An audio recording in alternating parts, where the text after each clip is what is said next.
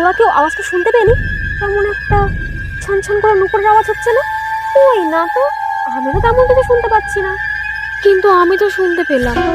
থাক, ওদের আর বলবো না, ওদের বললে ওরা আমায় নিয়ে মজা করবে।